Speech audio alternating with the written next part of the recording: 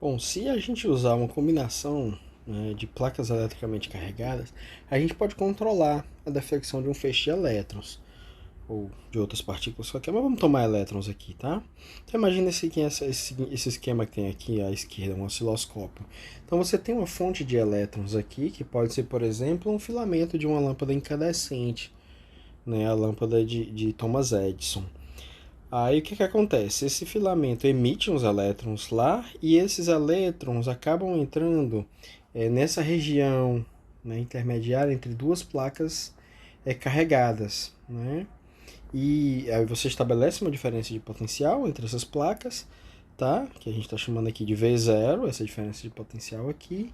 E aí os elétrons vão ser acelerados, né? A gente já viu que eles vão ganhar uma certa velocidade aqui.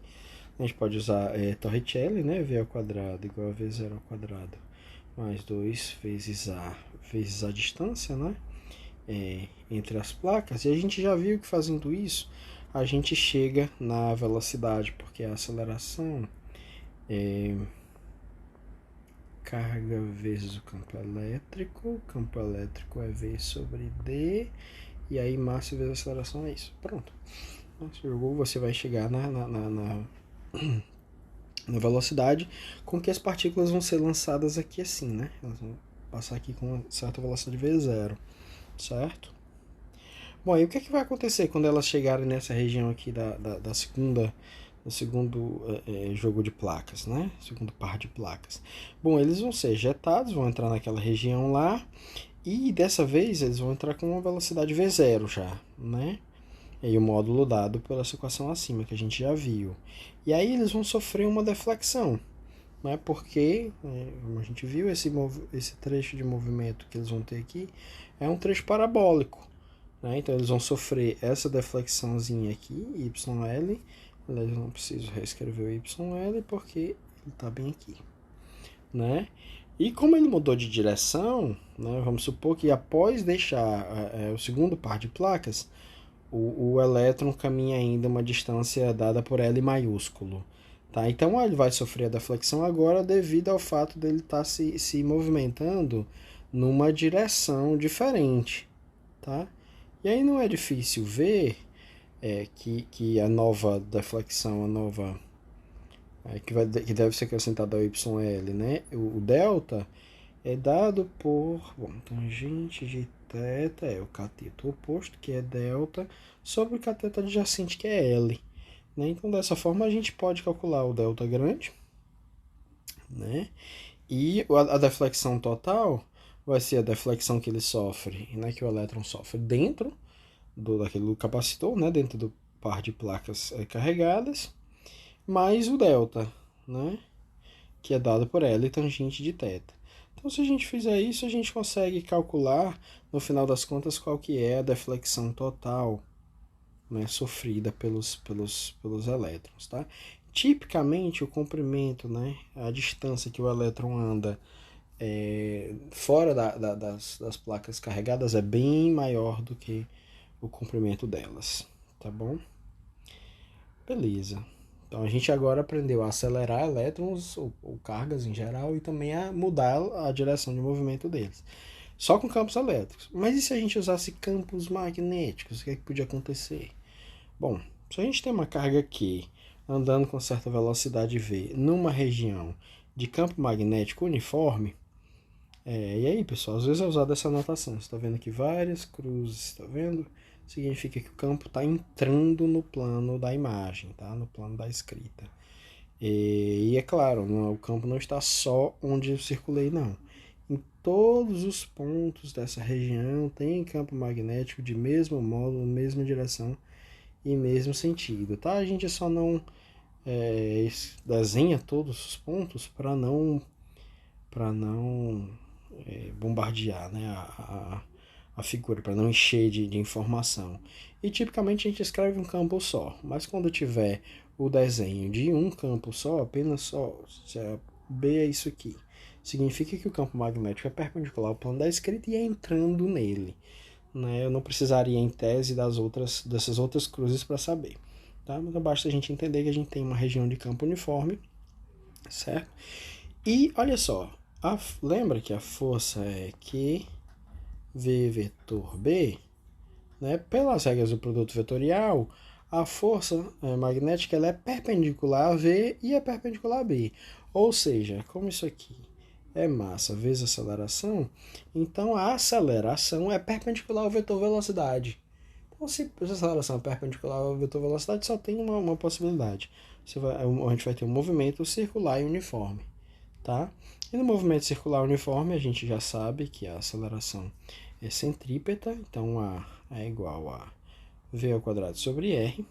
Ao mesmo tempo, o A é a força magnética sobre M, ou seja, que VB sobre M, né?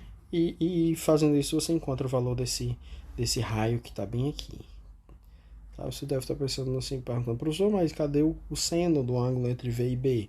Olha só, V está totalmente contido no plano e B é perpendicular ao plano. Então, o ângulo entre eles é 90, cujo seno é 1. Beleza?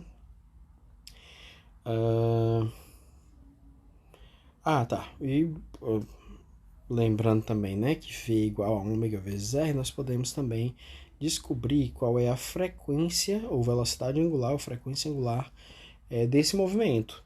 Essa velocidade angular é chamada de frequência de ciclotron e ela é dada por carga da partícula vezes o campo magnético aplicado dividido pela massa. Note que essa velocidade angular, essa frequência de ciclotron, ela não depende da velocidade v. Não depende da velocidade v. Só de que ela depende? Depende da carga da partícula, do campo magnético e da massa m. Tá? E isso aqui é uma coisa interessante porque, bom, se não depende da velocidade, significa que eu posso usar a mesma velocidades diferentes vão ter a mesma frequência. Isso é o princípio do funcionamento de um ciclotron. O que é que o ciclotron faz?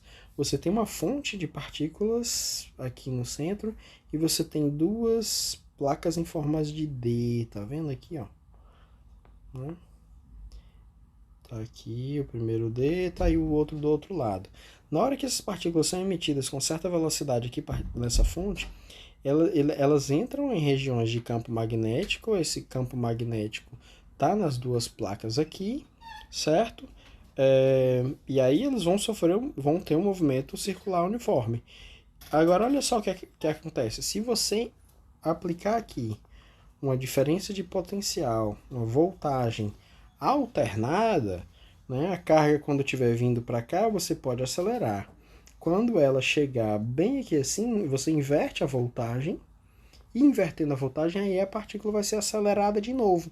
Então, cada vez que a partícula passar nessa região entre os dois Ds, o que vai acontecer é que a partícula será carregada, será acelerada, tá? Por essa voltagem alternada. Tá? Você tem que ficar trocando o sinal da diferença de potencial. Com que frequência você vai trocar o sinal da diferença de potencial?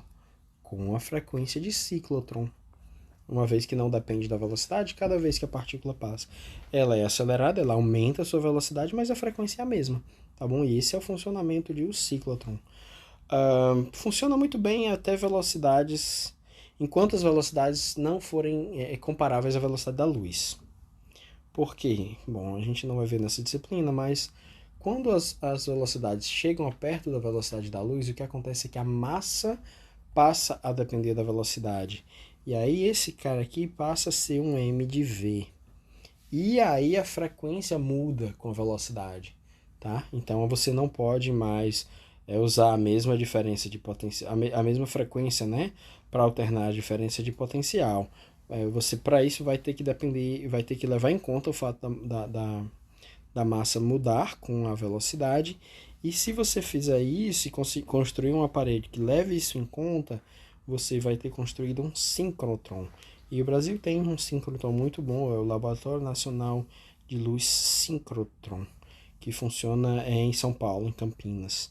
Né? Lá são feitas muitas medidas importantes com aplicações em medicina, em engenharia, em tecnologia, em bastante coisa. Tá? Bom, deu para ver que dá para aplicar campos elétricos e magnéticos em muita coisa, né?